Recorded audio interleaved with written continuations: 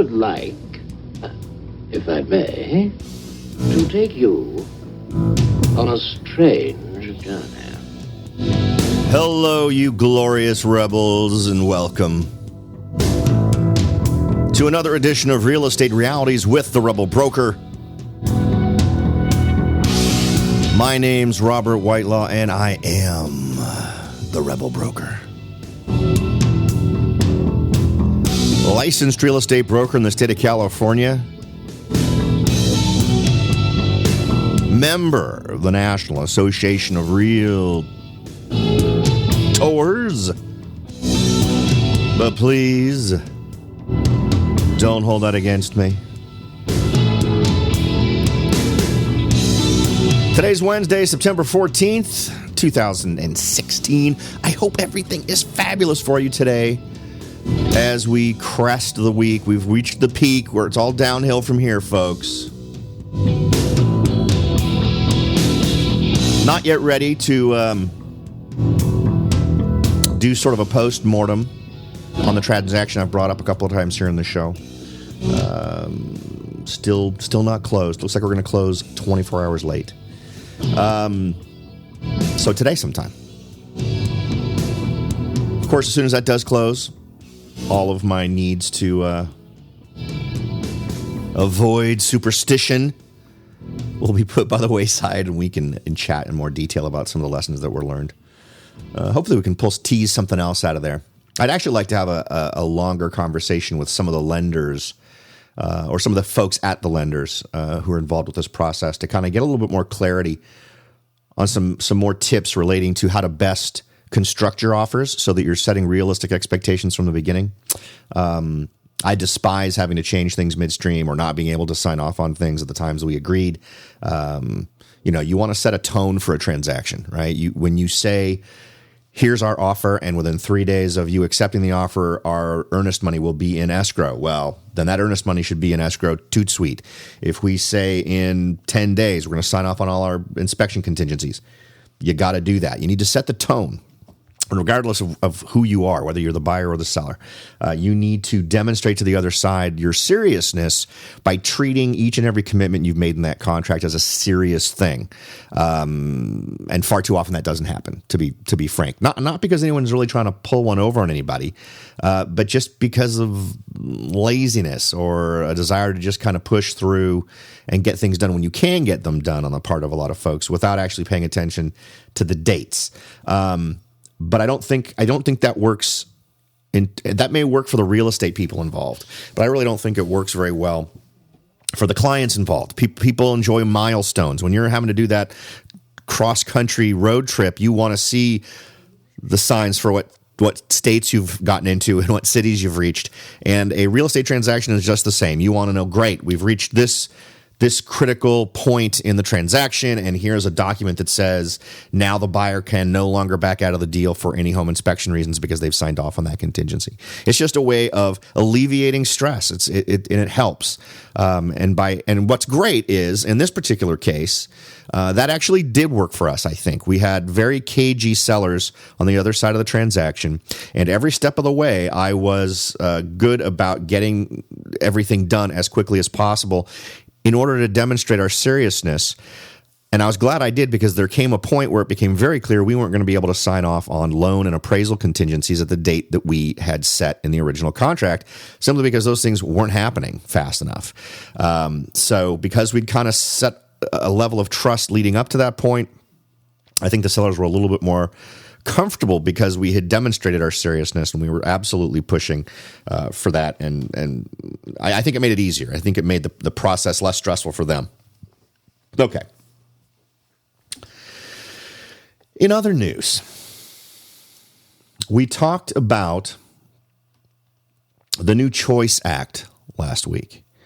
For those of you who didn't partake in that show, what are you doing? Go back to last week and listen to that show. It's not that long. But we talked about Dodd-Frank, and it's basically about, quote unquote, abolishing Dodd-Frank and replacing it with some other stuff. And we gave a little bit of conversation to that topic, and it has hit its first milestone, I suppose you could say. Full House vote is coming. It passed the committee. That's where we were discussing how it was going to committee last week. It's now out of committee. It's going to go to the full House of Representatives to get voted on. And the short version here is that it's, according to the article that we'll include a link to in the show notes for today's show. So just head on over to www.therebelbroker.com and take a look at today's show notes. And there will be links to this stuff so you can take a look at that yourself. And while you're there, go ahead and take a minute, click on the support the show, take the survey, support the show button at the very top of the page. That way you'll be helping the show grow, be able to provide more services. I've got this nice long list of stuff I want to do that includes everything in terms of expanding the things that get done as YouTube exclusives, expanding the kinds of things we cover in the shows in terms of doing very market-specific things, even doing, I'm hoping for quarterly visits to specific parts of the country where we actually get a ground truth check on what's going on in these various marketplaces, get more people interviewed, all kinds of wonderful stuff that I think would really up the game in terms of the value that you're getting out of the show, in terms of just really good information. And also, of course, the what do you call it? The flyer, the news thing. A lot of you have subscribed. Yeah, I don't know what my problem is today, folks. Newsletter. What the newsletter? Now, a lot of you are probably thinking, well, wait, there's a newsletter? Well, no, there's a list of folks who signed up to get a newsletter or to get onto the mailing list. I want to first thank you for doing that. And I just want to let you know, despite the fact you've received nothing, I didn't start that so I could just keep a list of you. There will be things that will be going to folks who have chosen to join the list of newsletter recipients. That will be, there's going to be a little segment in there that I've sort of decided to name Behind the Mic, where we'll talk about other things, maybe in a little bit more detail. But it'll be a way to just sort of enhance the different ways that you can consume the information that I try to put together here for you on the show. And again, all of this is what's going to get fed by folks heading over to www.therebelbroker.com and participating in the survey so that we can take the time to do all these various things and get the show moving forward. Anyway, so the Dodd-Frank Act, Dodd-Frank bill is something you might want to read up on if you really want to get more details. You're probably going to want to go with summaries. It's an over 2,000 page document to try to read through the whole thing. And I have on occasion tried to just jump to specific points to read about things. But the bottom line is it is pretty much panned by the majority of folks who analyze these things as not having been very good for our markets, not having been very good for a bunch of different aspects of real estate. So you can check that out yourself. And one of the big things that really annoyed me was a lot of the bailout things relating to it. This new bill, this Choice Act, would eliminate the too big to fail bailouts, according to this, and also bring, quote, significant reforms to the Consumer Financial Protection Bureau and provide some regulatory relief for certain financial institutions. I'd want to know, and we'll, as things go on, this will get more firm in terms of what's actually being done. But I promised I'd let you know that as soon as it made it to the next step, I'd share that with you, and it has done that. It will be going to a full House vote here coming up, probably in the next. I don't know. It doesn't give a date when we can expect this to happen, but I'm guessing probably within the next few weeks we'll probably see something on that. Next on the list is it's fall, right? We're exiting summertime. We're into fall, and it's a time when you really want to take advantage of the time to prepare your home for winter. And this is important for all kinds of folks. If you're an investor and you have property that you own that you're renting to someone, I think this is a perfect time for you to do a quick check on your property to find out if there's any work you should be doing on it in order to make it ready for winter. One tough thing about being a landlord is you're not in the property every day. So if there are leaks or if there are things that look like they're reaching the end of life, oftentimes you're not going to hear about it until something catastrophic happens. You tend to have one of two kinds of tenants, either folks who will let you know any little thing that goes on in that property in terms of stuff they don't like, or folks who just sort of might see that water stain but don't care or don't feel it's important enough to mention, or whatever whatever it might be. I think it's a good policy for someone who's renting a property to, on a regular basis, do a check to see what might need maintenance. I think it's also smart to create a list of all the various things that you should check at certain time periods throughout the year relating to your property, whether it's the water heater or if you're including appliances to get those checked, the air conditioning, what have you. I think it's always good to be on the top of that, because here's one other expense that I don't think a lot of landlords get. If something catastrophic happens to your property that makes it where it rises to a certain level where folks can't live in it, you're expected to pay for the costs of those folks staying somewhere while that problem gets dealt with. So just keep that in mind. So this is very much an insurance policy for you in terms of spotting the things now that could potentially lead to a problem down the road. And some of these that we're going to talk about on this list, I think, are dramatically critical. Anything that abates water issues, because water that is infiltrating into walls or getting where it shouldn't go can often turn into mold. And I don't know, if you're in California and you have a tenant and they suddenly discover that there's mold in the house, you are hosed. You have to find a place for them to live and you have to pay for it, and then you have to mitigate the problem. So why mitigate when you can prevent? So these are some good steps I think everyone should be aware of in terms, and then take it to the other side, right? So that's the equation for an investor. Whether you are a scumbag slumlord or you're someone who's honestly out there trying to provide a quality housing product for consumers, and you are the best philanthropic guy or gal, and no matter which side of the spectrum you are, whether you're like the worst stereotype of a landlord or the most wonderful stereotype of a landlord, these steps are important for you. If you're totally self-interested in what's going to protect you, these are things you should be doing. If you're someone who wants to make sure that your tenants are always being well taken care of and the property that you're providing is living up to a standard that you think a property should live up to, these are things you should be doing. So there you go. That's this is a universal thing appeal. And even more universal, if you're living in this house, these are things that you should do. I get it. You're trying to get the kids to school every morning, then you're jumping off and doing the commute to work, and you come back and maybe it's a little bit dark. Maybe you only get a few hours during the weekend to relax. And when you do, maybe you go to the movies or take the kids to the beach or go to the park, and maybe you're not spending a lot of time staring at a property that you're in all the time, but you're never really looking at. You're basically just seeing the inside of the bathroom a couple times a day and the kitchen, and that's really all you're getting to do.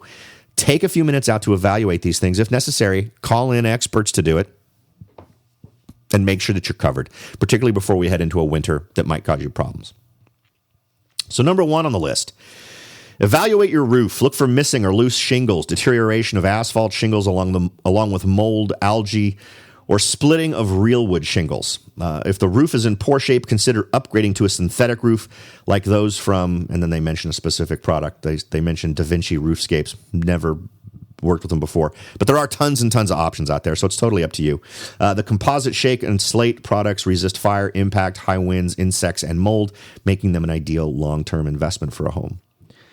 Number 2, we are going to restart up with number 2 right after we take a quick break. So don't go anywhere.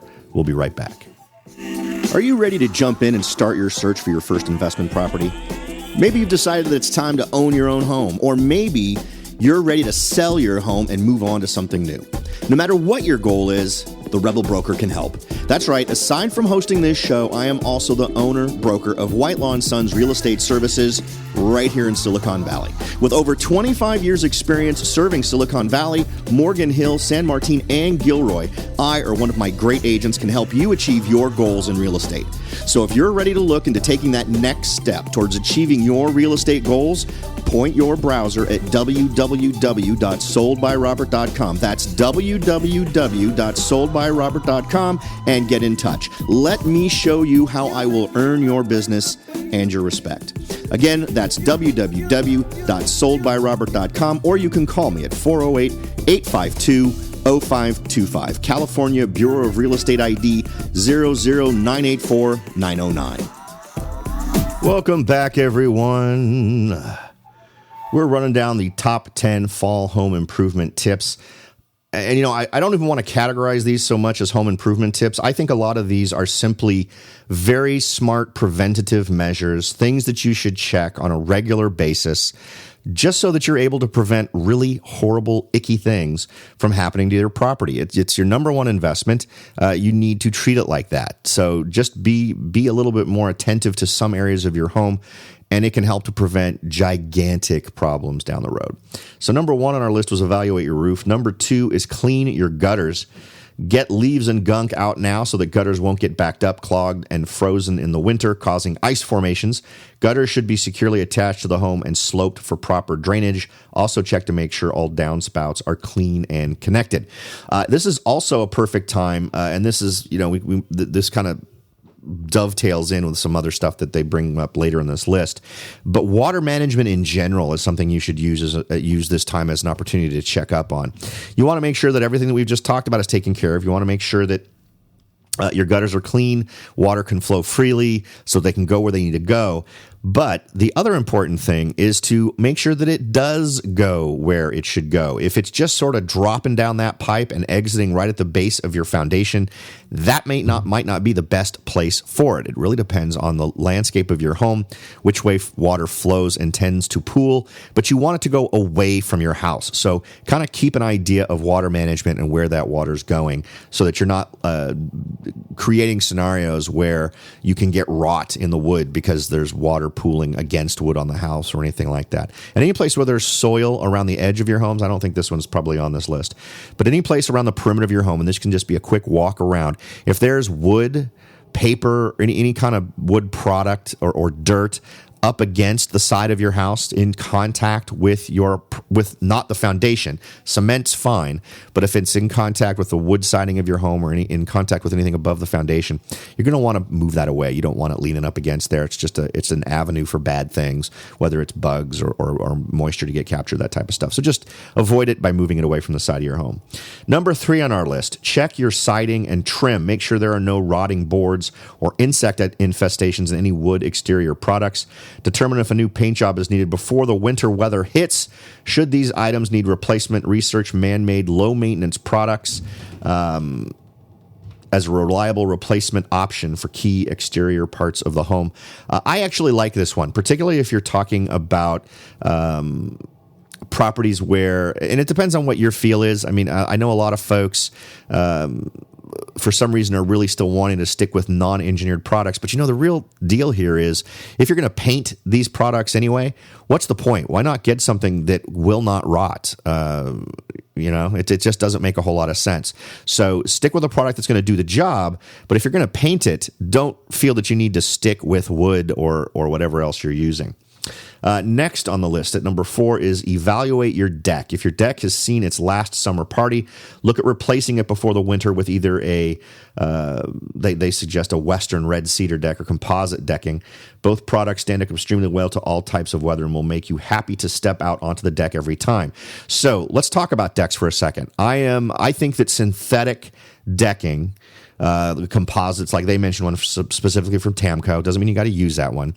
But I actually think from a standpoint of a useful and worry-free deck, I like the synthetic stuff.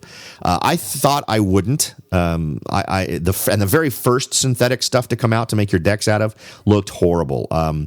It didn't look like real wood at all. It was very easy to spot. I'm finding that to be less so now. But here's what's great about it. If you go out on your deck in bare feet, you're not going to have to worry about splinters. You're not going to have to worry about rot. A lot of these things that create huge problems for homeowners relating to a deck are solved by going with a composite material to use for your decking. You can also achieve some very interesting looks with your deck if you are not a slave to the idea of these composite materials looking like real wood. You can get a very modern looking finish on these that I think look kind of cool. So consider that. You can also get much wider planks in composites, so you're not just doing the standard 2x4 look. And I personally think that the wider plank look is much more sexy on a deck. So I think there's and for not that wider plank. Real wood would cost you tons and tons of money. So I think it's a look that you can get without really breaking your bank. So consider that as well. Number 5 on our list, check the functionality of your garage door. This is one of those things that I think is tough to miss. If your garage door is hiccuping in the process of doing what it does, it's typically not something that goes unnoticed for more than a few hours. After all, we do tend to drive in and out of that place at least twice a day. However, the other possibility is that you don't park your car in your garage. You're unable to because of all the junk that you have in there. So I would suggest that if that's something you don't frequently do, go ahead and get it checked. And of course, it's going to depend on how much it impacts your real life. Because the truth is, if you're not using the garage door enough that you even know that it's not working, it's something you can put off. I wouldn't put it at the top of your service list. But the great thing is that garage door openers tend to be not horrible things to get replaced. Typically, it's a phone call. A guy comes out and gets it done within a day and a half. And particularly if you've got a much older one that's connected to a much older garage door, at the same time you're having that done, you should have the guy install, and they'll usually do this anyway, but the guy who's replacing that garage door opener, have him check the springs for your garage door. There is nothing creepier, scarier, or more dangerous than when one of those springs comes loose and goes whipping across your garage. And for folks who have, like in my case, garages that were put together back in the 1970s, you may find yourself in a situation where those springs need to be replaced, retensioned, whatever might need to be done. But I think a lot of folks underestimate the amount of occasional maintenance that really ought to be done on garage door openers and garage doors. So get that checked out as well. Number 6, seal up the windows. Make sure your windows have strong weather stripping in place with energy-efficient glass that is still working. Check for blown glass, and usually what that means is there is an inert gas that is dual-pane windows. The reason why they're efficient isn't because there's 2 panes of glass. It's because there's an inert gas between those 2 panes of glass, and it helps to keep that, to give you that barrier so that you're getting a better R factor or a better insulated factor out of that window. And if that gas seal, there's actually a gas seal in there between those 2 panes of glass, if that blows, what you're going to find is that moisture occurs in between, in that middle section. So in other words, if you wipe the front of the window and you wipe the back of the window and you're still seeing condensation or something on that glass, that means it's inside that area that's normally supposed to have an inert gas sitting in it. So that's what they call a blown window, and that is something that you should replace. It's negatively affecting the insulative power of the window. And frankly, it just doesn't look that good. So that's something that you want to get serviced as well, or at least add to the list. Again, not one I would put at the top of the list when compared to some of these other things, but it's absolutely something that you want to have done. And if you're someone who's managing a property that you use as an investment, or if you're looking at a property that you're probably going to want to sell sometime in the near future, any of these things would be things that for an awful lot of situations would probably be requested to be repaired anyway. So aside from just keeping the house efficient, it's a good move for you. Number 7, consider a privacy window upgrade. Now, this is a big one, particularly in my house. None of my bathroom windows have privacy windows in them, and this is a really good example. So I've got drapes in one bathroom, and then in another bathroom, there's just nothing. But of course, outside of that window is mostly trees and other types of things. But that's also a little bit creepy to be in a bathroom where you know that someone can see through that window, and if it's dark outside, all that is a big black square against your wall. So this is a perfect time to consider upgrading so that you've got a little bit of privacy. And you've got a variety of ways to do it. Now, you can replace the windows with decorative glass or do something like that. You can also replace the window itself, particularly if it's not already a dual pane window. That'd be a great opportunity to kill 2 birds with 1 stone, make it a privacy window, plus make it dual pane so that you're getting a little bit more efficiency out of that. But the other thing you can do is make it private by buying a fitted overlay for that window that allows for transparency. And there's one other window that I came across that I thought was super sexy. Now, this is clearly a Geek Plus One item, so you'll want to decide if it's something appropriate to you. I'm going to suggest 2 different possible options for you. Just because I'm mentioning these does not mean that you need to jump to these. You can Google this yourself and find other ways to go, but I wanted to give you 2 options because I think it's awesome. First is a product called Smart Tint. Now, Smart Tint is a film that you can apply to existing smooth glass surfaces. So you don't need to replace your windows. This is just a film you can put on there. But once you've done it, it's a switchable frosting. So in other words, you push a button or use your smartphone, and then Smart Tint switchable privacy film is turned on, and you can power it on and off and make it clear when it's on. So if the power goes out, it becomes opaque. And when you turn on the power, obviously, it becomes see-through. It's got 2 installation types, self-adhesive and non-adhesive. They've got their Smart Cling adhesive material, easily installed with a peel and stick Smart Cling self-adhesive back. And then the Smart Tint non-adhesive is a mechanical install technique using a 3M double-sided clear tape included with the product when you purchase it. Once you install it, you can put it on any window that's currently existing. This would be a great application for much larger windows, but it's a great way to get privacy when you want it without having to replace the entire window. The other way you can go, if you want the same kind of high-tech coolness, is switchable glass. There's a company called Smart Glass that puts this out. It's Privacy Smart Glass, also referred to as Privacy Glass or Switchable Glass. Quote, is electric switchable glass with adjustable opacity. It uses electrochromatic technology to interchange between transparency and an opaque state by applying voltage. One other thing to mention about the Smart Tint film that you can apply, it can also do different colors. So if you wanted to have that tint be different colors, you could do that as well. So I'll include links to both of those articles or both of those sites so that you can check that out for yourself. I think it's super awesome. I'm in the process of considering replacing all the windows in my place, and I'm probably not going to do the opacity switch thing in the entire house. But I have my entire front of my house is glass. It's 2 stories, and basically it's floor to ceiling glass for both floors. So that I've talked before about identifying the things that make your property unique. That's kind of unique.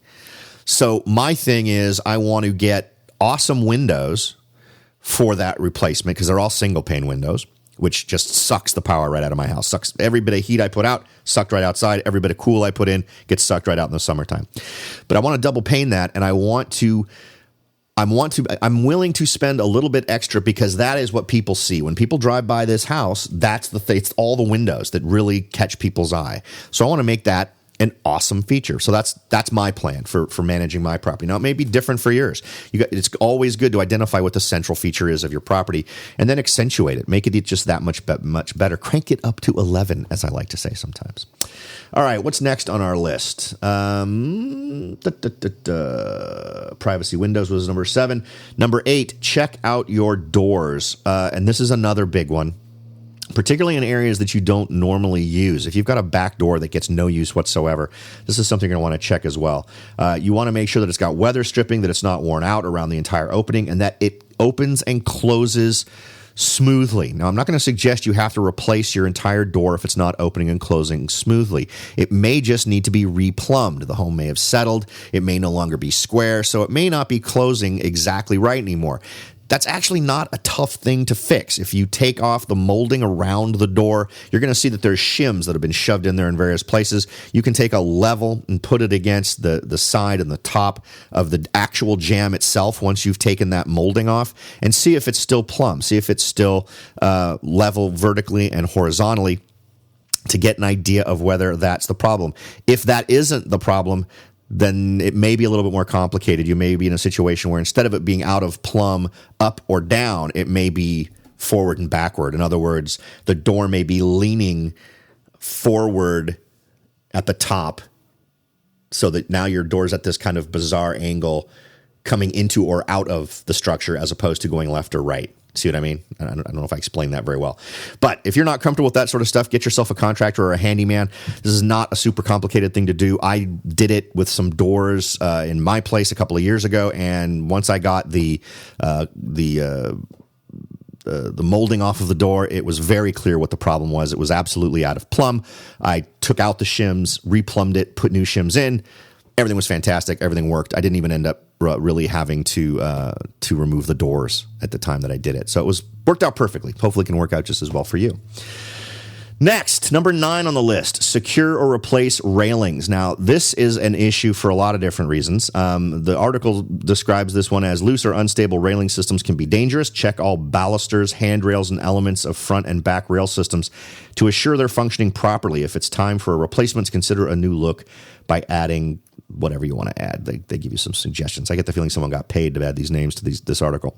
But this is a big one. And again, it's one of those ones that makes sense for whether you own the property yourself and you live there, or you're an investor and you're renting this property out. Properties that have loose railing systems, dangerous railing systems, inadequate railing systems can absolutely represent a risk to your tenants. Get rid of the risk because any kind of a risk relating to your property is a potential financial risk to you down the road. So that whether you're a scumbag landlord or that landlord who is sincerely concerned about providing the best product possible for your tenant, this is something you're going to want to do because it's going to help keep them safer, and it's also going to help protect you from any potential problems down the road. And it's a great way to do a sexy update if you decide you want to embrace a newer look for the railing if you do need to replace it. Now, remember, this isn't just outdoors. If you've got stairs outside that go around the side of the house, those are important places to have handrails, but also stairs inside the house. If you've got railing that is loose and very wobbly, that's something you're going to want to at least get serviced so that it is re-secured as it should be. And finally, number 10 on our list, spend time with your landscaping.